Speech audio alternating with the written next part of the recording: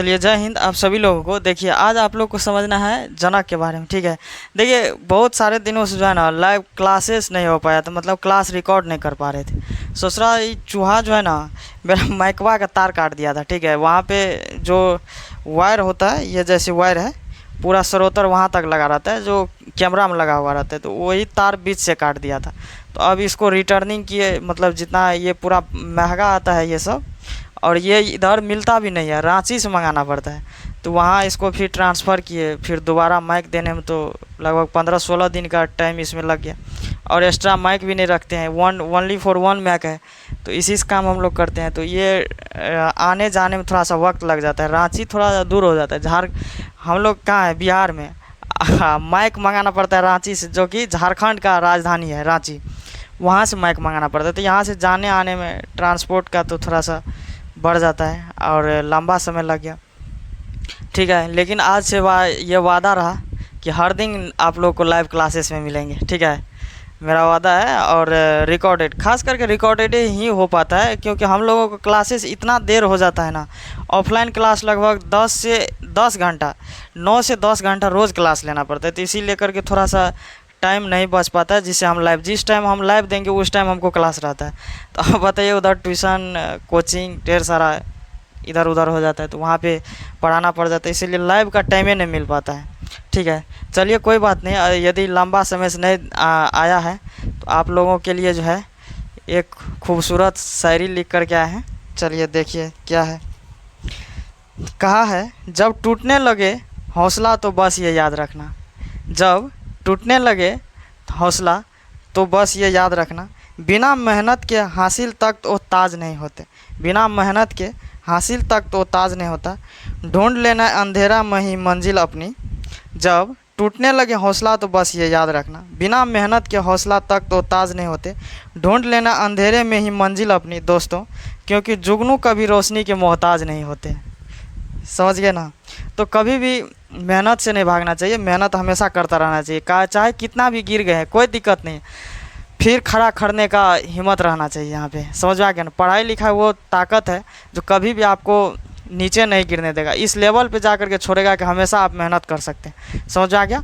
इसीलिए कभी भी टूटता है, पढ़े लिखे इंसान टूटता कहाँ है, जो टूटता है तो फिर बना लेता है। पढ़े लिखे इंसान के पास टूटना या जुटना क्या होता है जो है वही सही है यहाँ पे। हाँ, तो अपना मेहनत करके बना लेता है आदमी।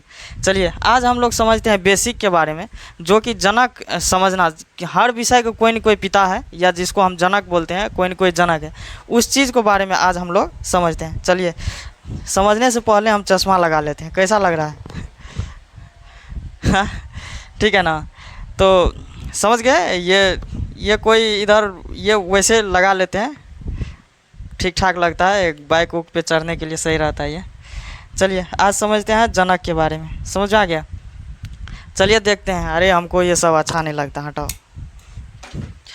चलिए देखिए, सभी विषयों के जनक, एक साइड हम लिख दिए हैं विषय, एक साइड लिख दिया है जनक। देखिए, विषय में विज्ञान सबसे पहले लिए। कौन विषय? विज्ञान। विज्ञान का 3 भाग होता है। सबसे पहला भाग भौतिकी और रसायन शास्त्र, जीव विज्ञान। भौतिकी का इंग्लिश होता है फिजिक्स, केमिस्ट्री, रसायन शास्त्र का केमिस्ट्री, जीव विज्ञान का बायोलॉजी।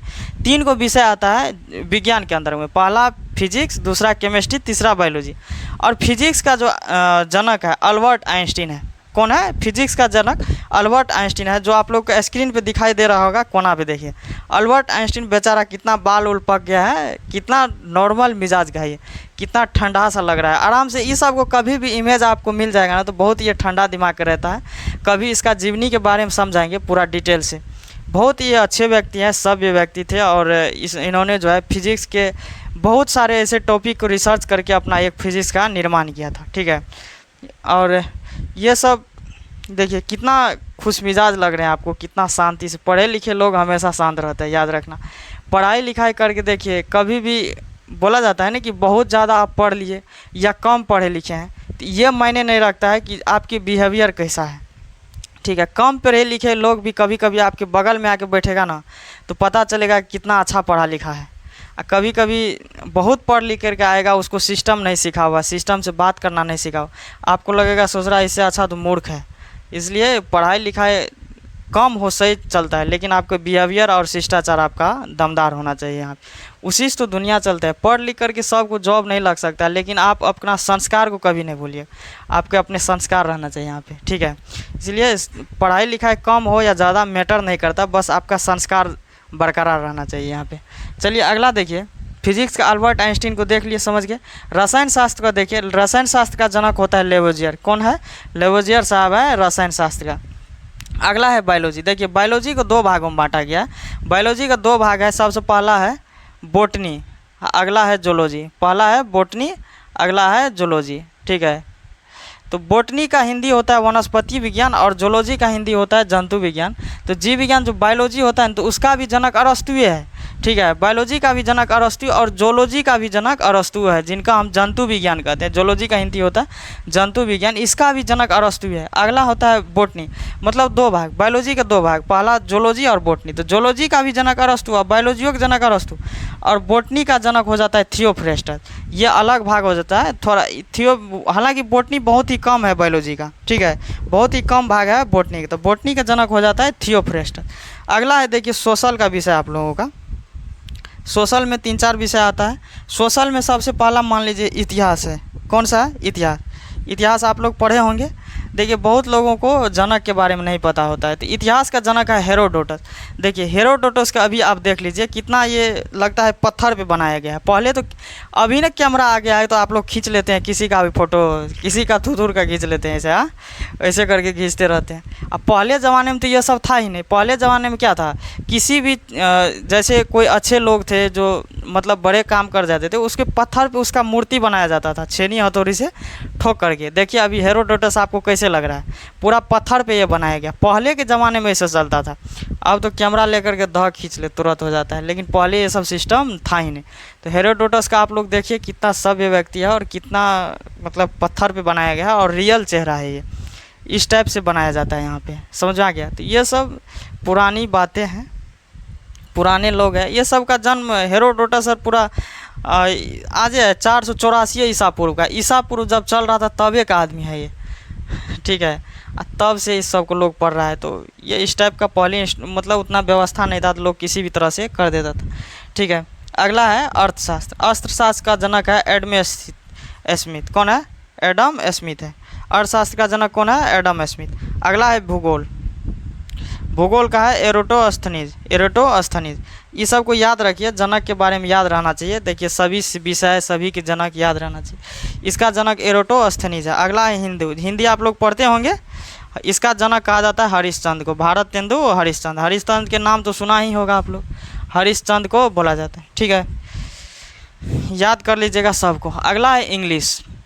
इंग्लिश का जनक है जोफ्री चौसर। इंग्लिश का जनक है जोफ्री चौसर, ठीक है। अगला है संस्कृत। संस्कृत का जनक है पाणिनि। अभी लोग संस्कृत पे ध्यान नहीं दे रहा है, संस्कृत उतना पढ़ने पे फोकस नहीं कर रहा है लोग, लेकिन अच्छा सब्जेक्ट है, ये पढ़ना चाहिए सब लोगों को।